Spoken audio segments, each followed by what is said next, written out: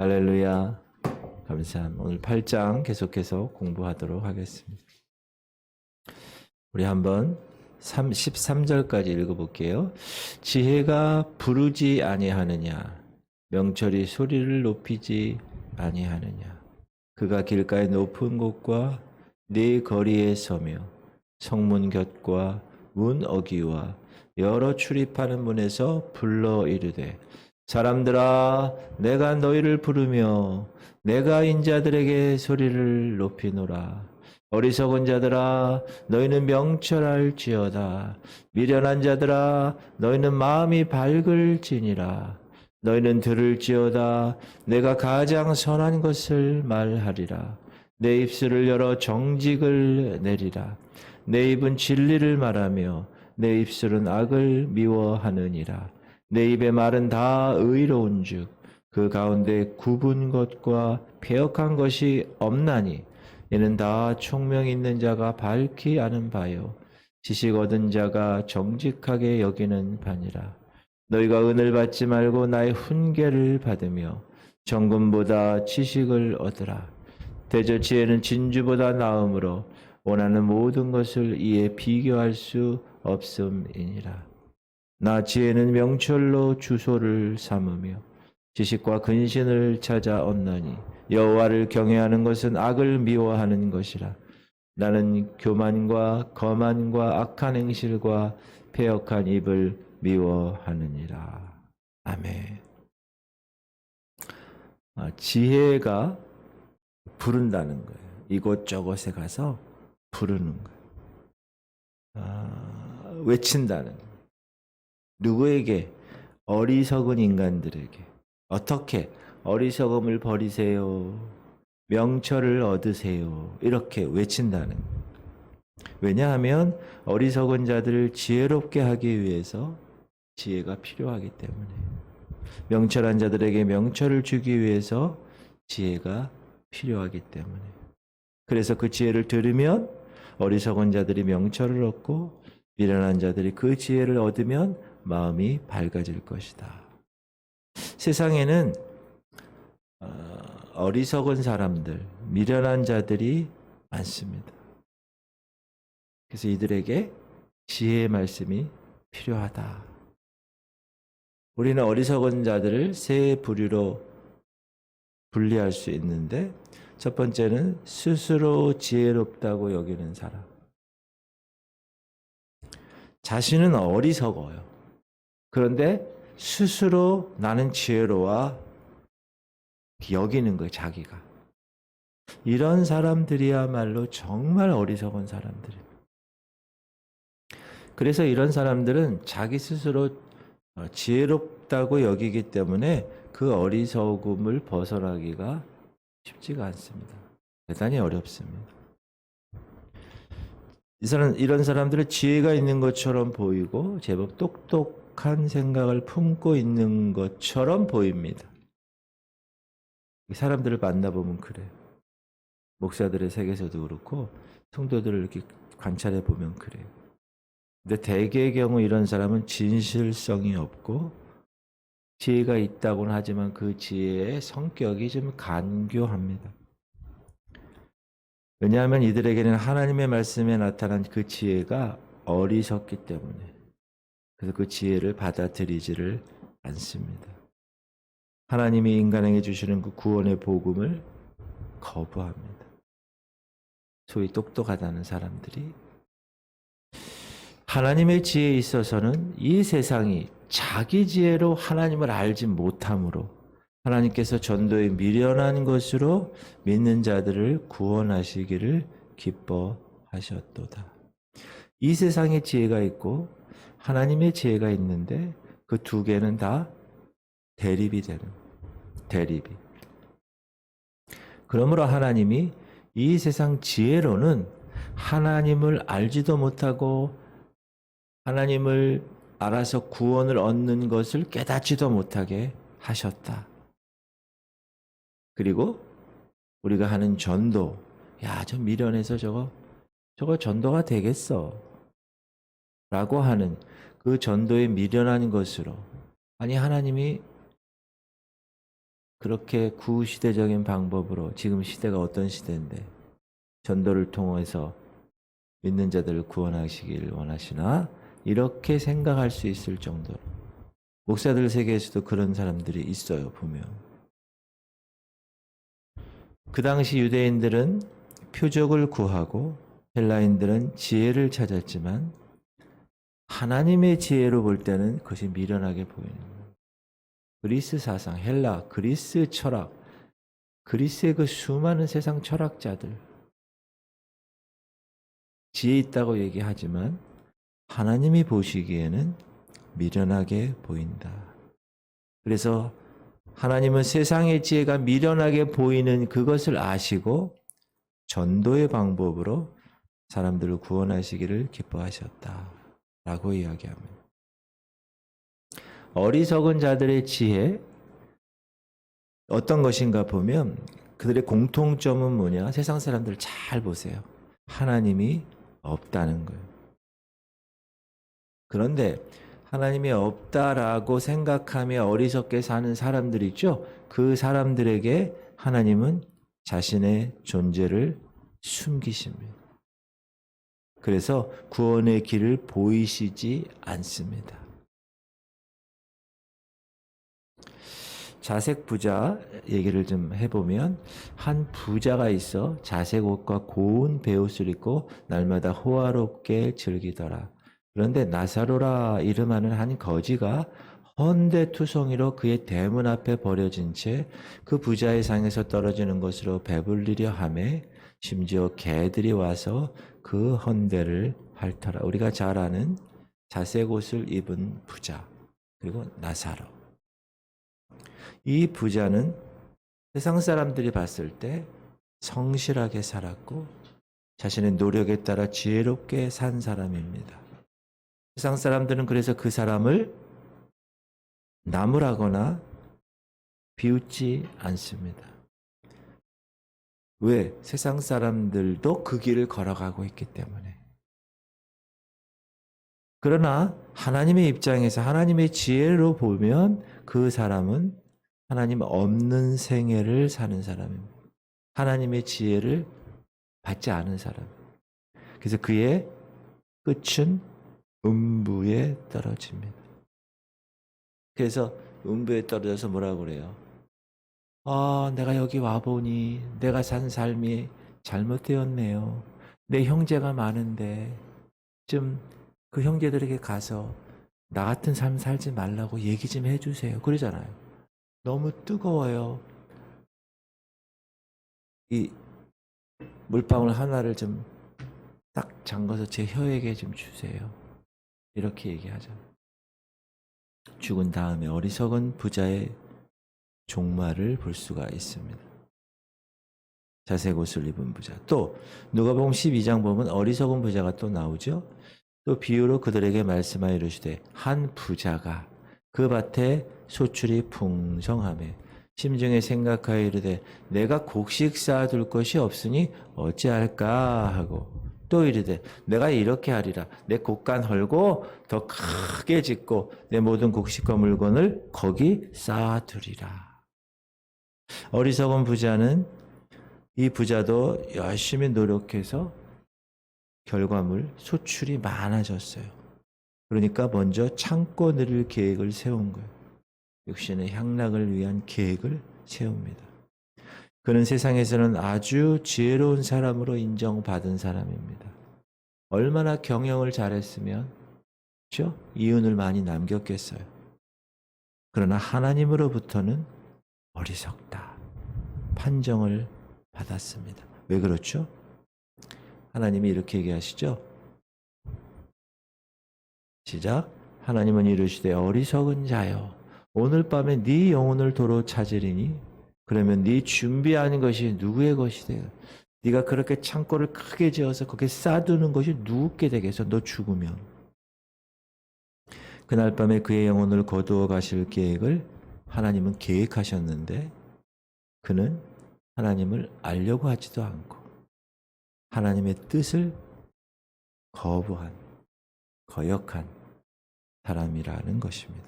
이처럼 세상에서는 악행하는 자들,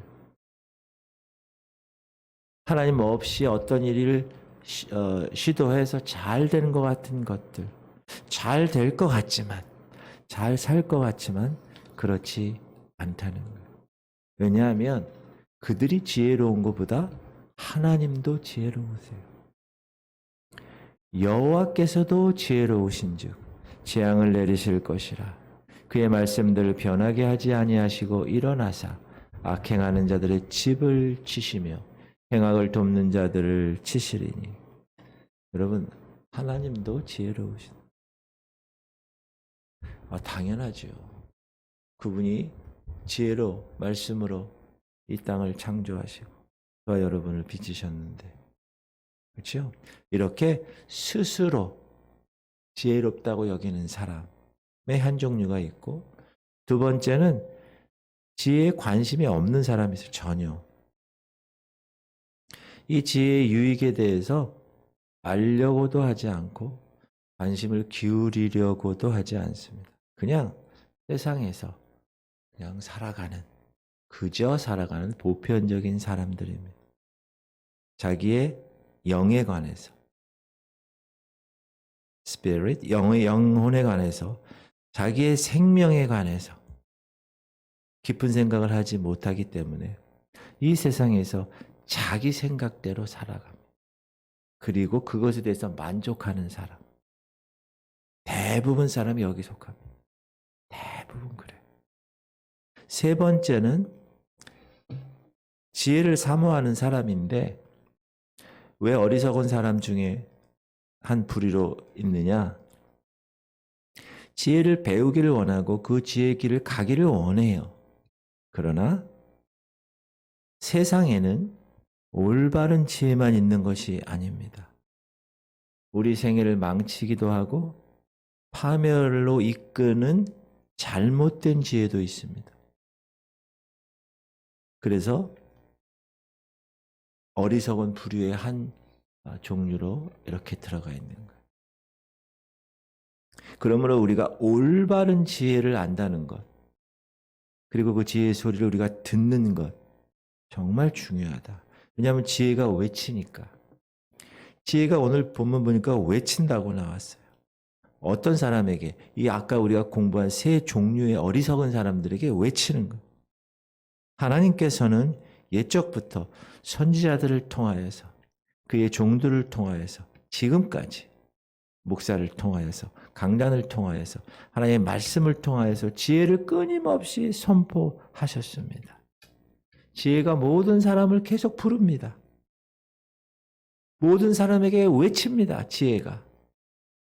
그래서 길가에서도 번잡한 사거리에서도 사람들이 출입하는 성문 어귀나 성문 위에서 계속 지혜가 불렀다고 얘기합니다. 오늘 본문 보면 지혜가 부르지 아니하느냐, 명철이 소리를 높이지 아니하느냐, 그가 길가의 높은 곳과 네 거리에 서며 성문 곁과 문 어귀와 여러 출입하는 문에서 불러 이르되, 사람들아 내가 너희를 부르며 내가 인자들에게 소리를 높이노라. 지혜가 이렇게 계속 부른다는 거예요. 그러나 어리석은 자들아 너희는 명철할지니라. 미련한 자들아 너희는 마음이 밝을지니라. 지혜를 계속 얘기하는 거예요. 지혜가. 명철이란 양심의 소리를 들을 수 있는 순수 이성을 이야기합니다. 이성. reason. 사람이 밝은 양심의 소리를 들을 수 있는 이 이성만 갖고 있다면 지혜의 말씀을 들을 수 있을 것입니다. 그러나 이성이 순수하지 않아요. 사람. 철학자 칸트가 순수 이성 비판이라는 책을 썼는데 인간의 한계를 얘기하는 거예요. 아무리 똑똑해도. 그러나 지혜가 부를 때 그 부름에 응답한 사람, 그 사람은 참 지혜를 발견하게 되고 거기서 참 생명을 발견하게 되는 거예요. 이게 너무 중요합니다. 그러므로 사람이 지혜를 얻으려면 이 마음이 변화받아야 돼요. 어떻게? 양심의 소리를 들을 수 있는 마음으로 변화돼야 됩니다. 자기가 죄를 지었다면 그 죄를 바라보고 애통하는 마음으로 변화를 받아야 됩니다. 지혜로운 사람.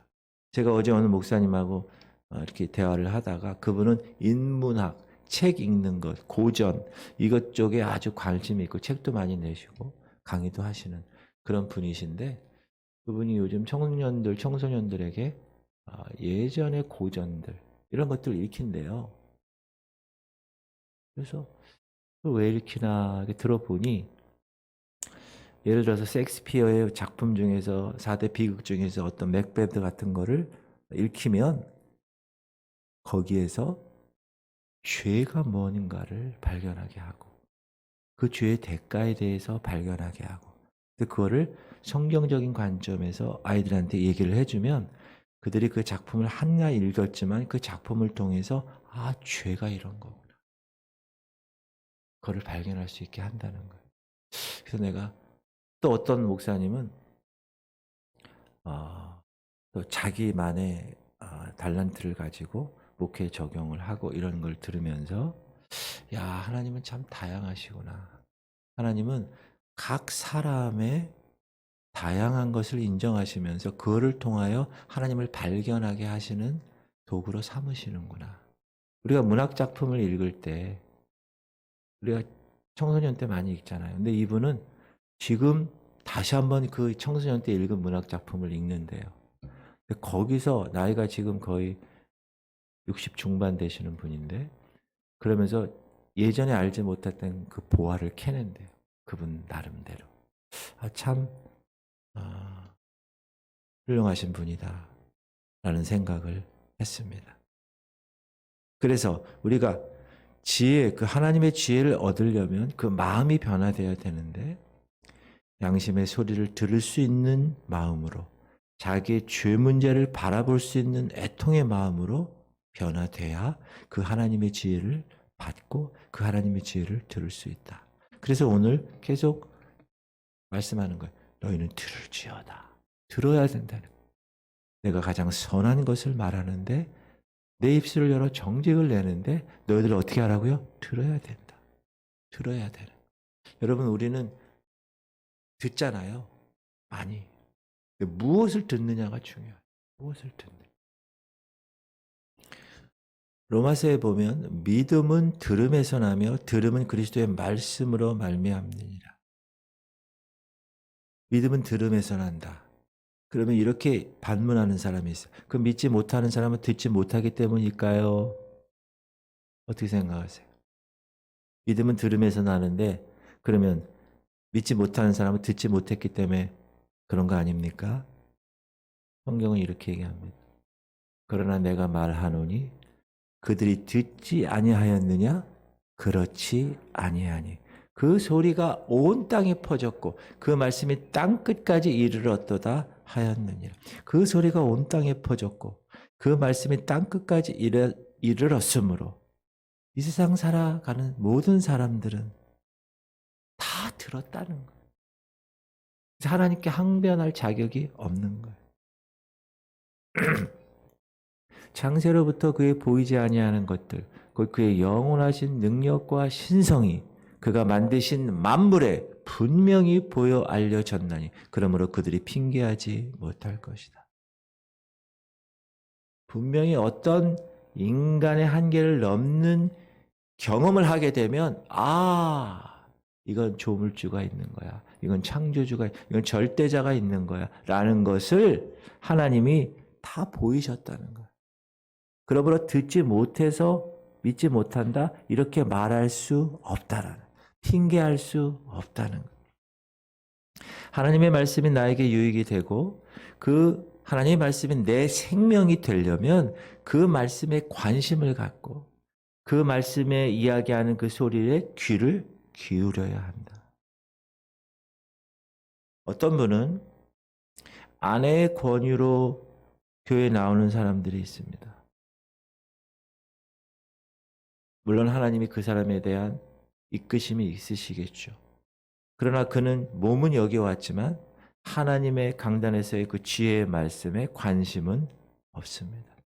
그가 관심 갖는 거는 밖에서 들려오는 잡다한 소리에, 세상의 소리에 관심을 가질 뿐입니다. 남녀가 서로 사랑하죠. 그래서 연애를 하죠. 여자는 믿는데 남자가 믿지 않아요. 그럼 어떻게 하느냐?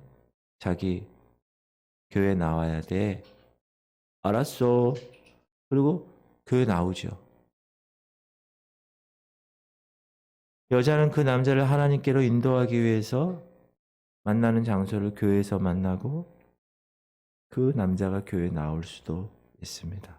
그러나 그 남자가 교회에 나오는 목적은 하나님을 경배하고 하나님을 예배하는 것이 목적이 아니라 애인을 만나러 오는 그 목적 때문에 나오는 거예요. 무슨 얘기냐? 우리의 마음의 관심이 어디에 있느냐? 중요하다. 우리의 마음의 관심이. 그러나 더 중요한 것, 하나님의 지혜를 얻는 것이 더 중요하다. 하나님의 말씀에 관심을 가져야 소리 높여 외치는 그 지혜의 음성, 하나님의 지혜의 음성을 우리가 들을 수 있는 거예요. 아무리 하나님이 길거리에서, 성중에서, 사거리에서, 시장에서 막 외쳐도 그 음성을 관심이 없고 듣기를 거부하고 이런 사람은 하나님의 지혜의 음성을 들을 수 없는 겁니다. 교회에서도 하나님의 강단에서 하나님의 지혜가 선포되는데 그냥 앉아만 있는 사람이에요. 들리지를 않아. 목사님의 설교가 들리질 않아. 가장 불쌍한 사람. 물론 목사에게도 문제가 있을 수 있긴 하지만 불쌍한 사람. 하나님은 막대기를 통해서도 변화시키는 분입니다. 그죠? 우리가 수요일날 사도행전 2장 공부할 때 그 촌놈 베드로를 하나님께서 변화시켜서 3, 4천 명을 회개시키는 리더십으로 세우신 것처럼, 그렇죠? 그 누구를 통해서도, 나귀 새끼를 통해서도 말을 하게 하시는 거예요. 하나님이 하게 하시면. 그러나 중요한 건 그것의 그 지혜의 말씀을 소리 높여 외치는 그 하나님의 지혜의 음성을 들을 수 있는 귀. 그걸 어디에 있느냐? 우리 마음에 있다. 왜 하나님은 지혜를 외치는 일에 길가의 높은 곳, 복잡한 사거리, 성문, 여러 출입하는 문, 거기서 우리를 부르며 소리를 높이는 겁니까? 왜 그렇게 하시죠, 하나님이? 그 이유가 있습니다. 그거는 매우 긴급하기 때문에 그렇다. 급하다라는 거. 급하다. 하나님의 말씀은 지금 급해. 급한 메시지라는 겁니다. 그 사도 바울이 헬라인이나 야만인이나 지혜 있는 자나 어리석은 자에게 대해 다 내가 빚진 자야. 그래서 내가 이 하나님의 이 영생의 이 복음의 빚을 졌기 때문에 내가 복음을 부끄러워하지 아니하고 내가 이걸 전하지 않으면 저주가 나에게 임할 거야 라고 두려워할 정도로. 그래서 바울은 복음은 모든 믿는 자들에게 주신 하나님의 능력이야 라고 이야기하는 거예요. 긴급하니까 그는 계속 자기의 삶을 통하여 이 교회 가서 세우고 또 리더십 세우고 또 가서 여기 교회 세우고 또 리더십 세우고 이렇게 순회 전도하면서 이방인의 이 모든 유럽의 이쪽에 복음을 전한 사람. 왜? 긴급하니까. 긴급하니까. 지금 우리 주변에 허다한 죄인들이 자신의 죄값으로 죽어가는 것이 보이니까 그러므로 이들에게 긴급하게 빨리 전해야 되는 메시지가 있다. 그것이 하나님의 지혜가 담긴 복음이라는 걸 사도 바울은 깨달았기 때문에 그렇게 나의 달려갈 길과 주 예수께 받은 그 사명, 그것을 위해서는 내가 그 내 생명도 아끼지 않고 달려나. 40대에서 하나 가만 39대에 채찍도 많이 맞고 강의 위험과 얼마나 큰 많은 어려움들을 겪으면서도 그가 최선을 다해서 이 복음을 부끄러워하지 않고 전할 수 있었던 것은 뭡니까? 이것이 급하기 때문에. 이 복음이 급해 지금. 그래서 하나님의 에스겔에게 내가 너를 이스라엘의 파수꾼으로 세웠다는 깨우는 그 복음을 전하는 이렇게 얘기하시죠. 인자야 내가 너를 이스라엘 족속의 파수꾼으로 세웠으니 너는 내 입의 말을 듣고 나를 대신하여 그들을 깨우치라. 이게 저와 여러분에게 오늘 이 시간 하나님 말씀하는 거예요. 하나님이 여러분을 파수꾼으로 세웠어요. 그러므로 이 지혜의 말씀을 듣고 하나님 대신해서 저 사람들을 깨우는 것이 이 교회와 저와 여러분의 존재 목적이에요. 이게 정말 중요한 거. 그런데 네가 만일 그 심판, 악인에게 임할 그 심판에 대해서 전하지 않았어. 그 악인이 죽었어. 그 악인은 자신의 죄로 죽었어. 그러나 그 악한 길에서 돌이키면 살아. 하나님의 메시지를 근데 듣지 못하고 죽었어. 그러면 그 핏값을 파수꾼인 나에게서 찾으실 것이야. 이게 얼마나 무서운 얘기야. 그렇죠? 저기서 적군이 와요. 내가 파수꾼이야. 보초병이야. 어이구 적군이 오네. 여러분들 성중의 사람들에게 여러분들 지금 적군이 오고 있어요. 빨리 피하세요. 라고 해서 이 사람들이 피했다. 그게 가장 좋은 거죠. 근데 피하지 않았어. 그럼 이 사람들이 죽었어요. 그러면 누구 죄예요? 이 사람들 죄지. 왜? 파수꾼은 분명히 얘기했어요. 근데 이 사람들이 거부했어. 피하지 않았어요. 이 사람들에게 핏값이 있는 거예요. 그런데 파수꾼이 딱 봐요. 적군이 오는 거예요. 근데 아이고 오네. 아이고 나만 혼자 피해. 도망가야 되겠다 하고 도망갔어요. 여기 있는 사람에게 얘기를 안 했어요. 이 사람들이 죽었어. 이 적군 때문에. 그럼 이 사람들은 어떻게 된다고요? 핏값을 이 보초병에게 묻는다는 거. 파수꾼에게. 가령 내가 악인에게 말하기를 너는 꼭 죽으리라 할 때 네가 깨우치지 아니하거나 말로 악인에게 일러서 그의 악한 길을 떠나 생명을 하게 하지 아니하면 그 악인은 그의 죄악 중에서 죽으려니와 내가 그의 핏값을 네 손에서 찾을 것이고 네가 악인을 깨우치되 그가 그의 악한 마음과 악한 행실에서 돌이키지 아니하면 그는 그 죄악 중에서 죽으려니와 너는 네 생명을 보존하리라. 파수꾼은 보존하는 거야. 왜? 그 사람 잘못이니까. 그러나 네가 복음 전하지 않아서 네 믿지 않는 남편 복음 전하지 않고 네 믿지 않는 자녀 부모에게 복음 전하지 않아서 분명히 복음 전하라고 말씀했는데 네가 순종하지 않아서 그들이 지옥에 가게 됐다. 그 값을 너한테 치르겠다.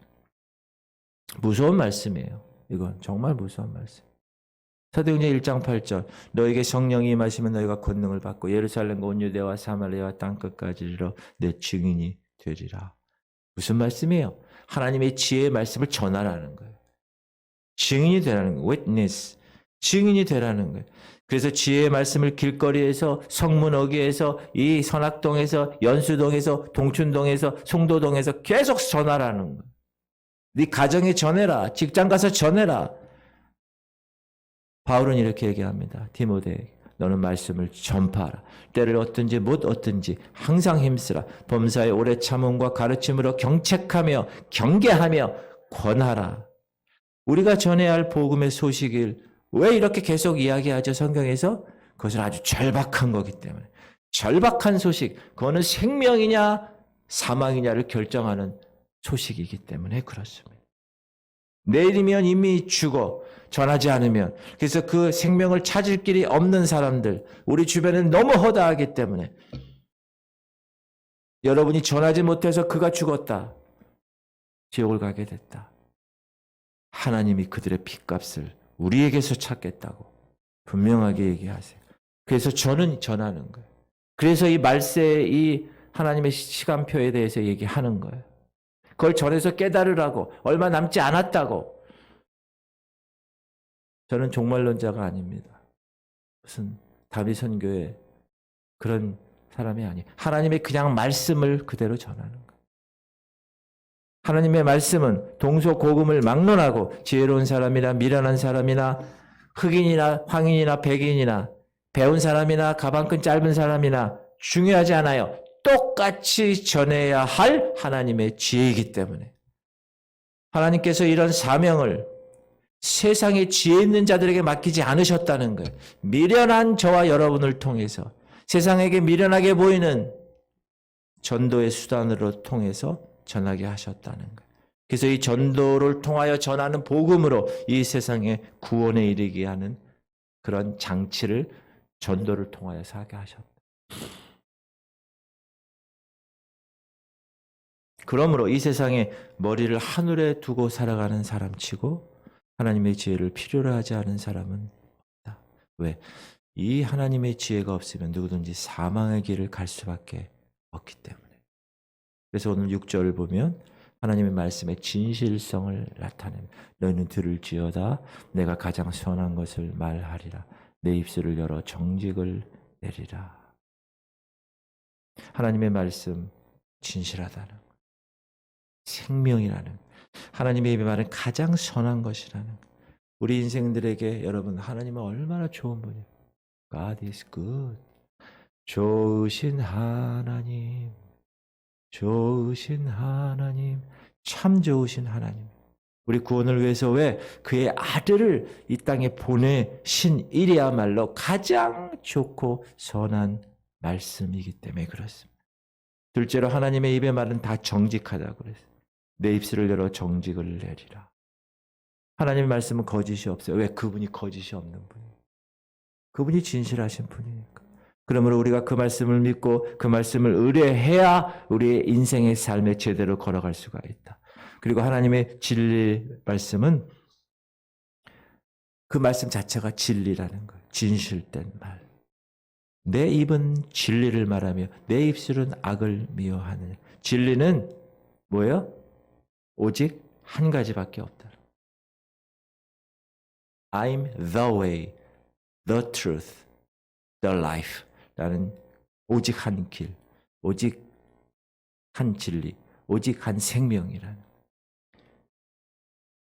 그 말씀, 그 진리, 그 길이 우리에게 생명을 준다는 그리고 하나님의 말씀은 의롭다고 해요. 내 입의 말은 다 의로운 즉 그 가운데 굽은 것과 패역한 것이 없다. 진실과 진리와 선한 말은 의와 같은 거예요. 의. 하나님의 말씀에는 불의가 없습니다. 모든 말씀이 의롭기 때문에 그 말씀으로 구원도 하시는 거예요.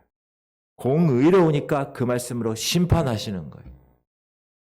하나님의 말씀이 이처럼 중요하기 때문에 하나님은 우리에게 이렇게 권면하고 있는 거예요. 10절에 너희가 은을 받지 말고 나의 훈계를 받으며 정금보다 지식을 얻으라. 골드바 있죠?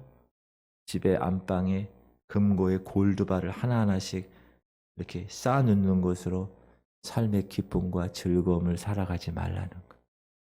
지식을 얻어라. 은이나 금은 지금 우리가 살아가는 현세는 얼마나 비쌉니까? 요즘 금 한 돈에 얼마예요? 가치가 아주 귀중하고 존귀하지요. 그러나 우리의 생명을 다루는 것과는 귀중함이 세상 말로 잽이 않습니다.